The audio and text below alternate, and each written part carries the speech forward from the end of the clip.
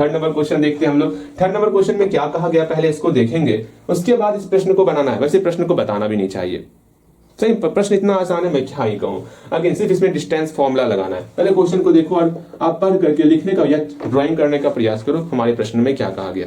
लो समझ दिया आपको, हो गया होगा, बन गया होगा, बिल्कुल बन गया होगा। देखो यहाँ पर प्रूव दैट द पॉइंट, यहाँ पर 3 पॉइंट दिया हुआ है आपको, ठीक है। Are the vertices of a right angled isosceles क्या है, आइसोसेलेस ट्रायंगल है यहाँ पर। अब हम लोग पढ़े हुए हैं आइसोसेलेस ट्रायंगल क्या ही होता है, तो यह हमको कब पढ़ा दिया, आप 3 तरह का ट्रायंगल पढ़ाए हुए थे। इक्विलैटरल, इक्विलैटरल ट्रायंगल का मतलब हुआ 3 साइड इक्वल होगा, ये तीनों आपका आपस में बराबर है, ठीक है। अब आइसोसेलेस ट्रायंगल का मतलब हुआ कोई 2 साइड ही बराबर रहेगा, ये इसके बराबर है, कोई 2 साइड, कोई 2 साइड ही आपका इक्वल होने वाला, तीजा नहीं होने वाला। और एक होता है स्केलिन ट्रायंगल जिसमें से कोई सा भी साइड इक्वल नहीं होगा।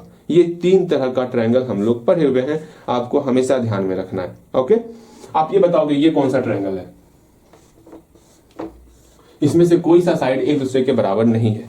अभी आपको तुरंत बताएं ये आपका स्केलिन ट्रायंगल है। अच्छा भैया ठीक है, ये कौन सा ट्रायंगल है जिसमें सिर्फ 2 साइड ही इक्वल है, ये आपका आइसोसेलेस ट्रायंगल है, ठीक है। ये आपका कौन सा ट्रायंगल है, ये आपका इक्विलैटरल ट्रायंगल है। मेरे ख्याल से आप सब कुछ समझ गए होंगे। यहाँ पर ये बोला गया है आपको ये प्रूफ करना है ये सब पॉइंट जो है इसी आइसोसेलेस ट्रायंगल का पॉइंट है। हम कोई ट्रायंगल बना लेते हैं, आइसोसेलेस ट्रायंगल एक बना लिए, ओके, जिसमें कोई 2 साइड इक्वल हो सकता है। आई डोंट नो कौन सा साइड इक्वल है, ये तुमको प्रूफ ही करना है। ये मतलब ये जो है आपका आइसोसेलेस ट्रायंगल है या नहीं है, ये हमको प्रूफ करना है। पहले पॉइंट लिख लो ना, पॉइंट क्या क्या दिया हुआ है, 3,0 दिया हुआ, फिर आपका 6,4 दिया हुआ, फिर आपका -1,3 दिया हुआ, ये हमको पॉइंट दिया हुआ है। पहले यहां तक पहुंच जा, पहुंचना क्या, ये तो आप विचार कर रहे हो कैसे बनाना है, क्या करना है, फिर से समझो। हमको प्रूफ करना है कि ये तीनों पॉइंट जो है ये आपका आइसोसेलेस ट्रायंगल का ही पॉइंट है, ये हमको प्रूफ करना है। अर्थात हम लोग एक काम करेंगे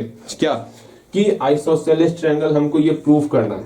ये आपको ट्रायंगल दिया हुआ है, पॉइंट दिया हुआ है, ठीक है, और हमको ये चीज प्रूफ करना है। फिर से मैं बोल रहा हूँ, हमें ट्रायंगल दिया हुआ है, पॉइंट दिया हुआ है, और हमें जो है ये ट्रायंगल प्रूफ करना है, ये मेरा आइसोसेलेस ट्रायंगल है, ये हमको प्रूफ करना है, ठीक है। मेरे ख्याल से आप मेरी बातें समझ रहे होंगे।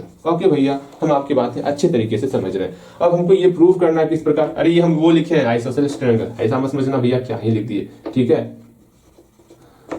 अब आइसोसेलेस ट्रायंगल प्रूफ करने के लिए हम क्या करेंगे, हम क्या जानते हैं आइसोसेलेस ट्रायंगल को लेकर के, भैया सुनिए ना, हम ये जानते हैं कि फर्स्ट ऑफ ऑल हम लोग ट्रायंगल का साइड निकालने वाले, तो यहां पर साइड किस प्रकार निकालेंगे, डिस्टेंस फॉर्मूले से। तो डिस्टेंस फॉर्मूले का प्रयोग करके हम पहले इस पॉइंट का नामांकन कर देते हैं। ये मेरा ए पॉइंट है, ये मेरा बी पॉइंट है, ये मेरा सी पॉइंट है। तो आपका प्रथम कर्तव्य होना चाहिए कि आप पहले ए बी निकाल लो, फिर आप बी सी निकाल लो, फिर आप ए सी निकाल लो। जैसे ही आप ए बी बी सी और ए सी निकालोगे, उसमें से अगर कोई 2 पॉइंट आपका इक्वल हो गया, कोई भी 2 पॉइंट मतलब कोई 2 साइड आपका इक्वल हो गया, तो आप बोलोगे हाँ ये ट्रायंगल हमारा आइसोसेलेस ट्रायंगल है, ठीक है। लेकिन आपको ए बी बी सी और ए सी तीनों निकालना होगा। जल्दी से आप तीनों वैल्यू निकालोगे, तीनों साइड निकालोगे और ये बताओगे ये हमारा कौन सा ट्रायंगल है। लो समय दिया आपको, जल्दी बनाओ भैया, ठीक है बनावट है ना, इसमें कौन सी बड़ी बात है जल्दी बनाओगे,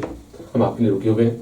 बन गया होगा, बिल्कुल बन गया होगा। अब यहाँ पर विचार क्या करना, अब हम इसको आगे सॉल्व करते हैं। आप देखो आप जो बनाए हो क्या आप सही बनाए हो या फिर गलत बनाए हो, बस ये विचार करना है। देखो थर्ड नंबर क्वेश्चन मिलाओ, आप जो हम दिया हुआ है उसको छापत है। भैया जी ना आप ना छापिए ना, हाँ आप भी छापिएगा तो कैसे काम चलेगा, शांति से बनाओ, ध्यान छोड़ देंगे फिर यहाँ देखो हमें क्या करना था, ए बी बी सी और ए सी निकालना था। तो लिखते हैं नाउ, अब हम निकालेंगे ए बी का वैल्यू निकालेंगे, फिर बी सी का वैल्यू निकालेंगे, फिर ए सी का वैल्यू निकालेंगे। नीचे जो लिखे हैं उसको मिटा देंगे, ये सब हम ऊपर में छाप लिए, ठीक है। इसको मिटावत है, अब यहाँ समझने का प्रयास करोगे, ठीक है। देखो यहाँ पर ए बी का वैल्यू कितना होगा, सिंपल सा ए बी का वैल्यू लिखना है, हाँ लिखना तो है, तो लिखते हैं एक्स कोऑर्डिनेट्स को आपस में सब्ट्रैक्ट करने वाले हैं। 6 - 3 कितना हो गया भैया जी, 6 - 3 हमका पता है कितना होता है, ना ही बताएंगे। फिर 4 - 0 का होल स्क्वायर, ये समझ में आ गया, बिल्कुल। अगेन सेम इसको आप सॉल्व करना है, लंबा लंबा ही सॉल्व कर लेते हैं। 6 में 3 घटाओ कितना होगा भैया, 3 हो जाएगा, 3 का स्क्वायर 9 हो गया।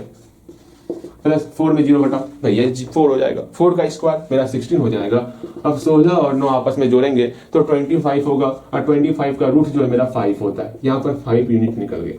ओके, अगेन फिर से हम लोग इसका डिस्टेंस निकालते हैं। BC, यहाँ पर -1 में 6 को सब्ट्रैक्ट करो, कितना होगा देखते हैं। -1 में 6 को सब्ट्रैक्ट किए, उसका होल स्क्वायर किए, फिर 3 में 4 को सब्ट्रैक्ट करेंगे, इसका होल स्क्वायर करेंगे।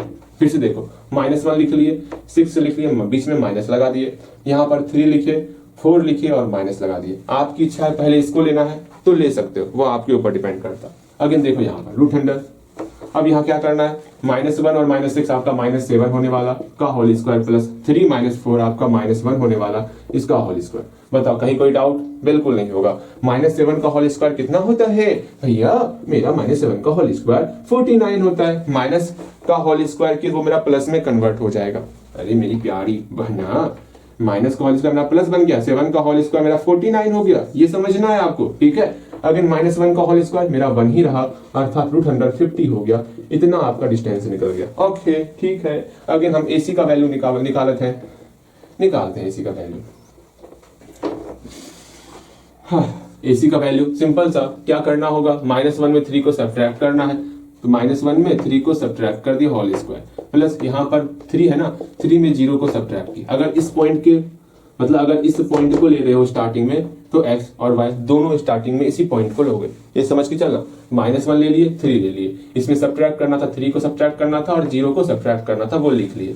अब इसको सॉल्व ही तो करना है। सॉल्व करते हैं हम लोग, -1 - 3 आपका -4 हो गया, -4 का होल स्क्वायर, और प्लस 3 - 0 3 हुआ, 3 का होल स्क्वायर। अब इसको सॉल्व कर लिए, मेरा 16 हो गया, 4 4 जा 16, माइनस का होल स्क्वायर प्लस में कन्वर्ट हो गया, प्लस का प्लस 3 3 जा 9। ये आपका कहीं ना कहीं 5 यूनिट निकल रहा है। तो यहाँ पर 2 साइड इक्वल है, तो यहाँ लिखना पड़ेगा देयरफॉर हेंस या फिर लिखना, चूंकि AB बराबर AC, चूंकि 2 साइड इक्वल है तो यहाँ लिख लेंगे हेंस द पॉइंट, या फिर यहाँ लिख सकते हो here 2 sides are equal, hence the point. यहां से पूरा लिख लोगे, द पॉइंट से लेकर यहां तक लिख लोगे, ठीक है। The point 3, 0, 6, 4 and -1, 3 are the vertices of a right angled isosceles triangle। पूरा लिख लोगे, आपका क्वेश्चन सॉल्व हो गया। बताओ कितना आसान था। इससे आसान क्या ही होगा। हम लोग कुछ और क्वेश्चन को लिखते हैं, ठीक है, उसके बाद हम लोग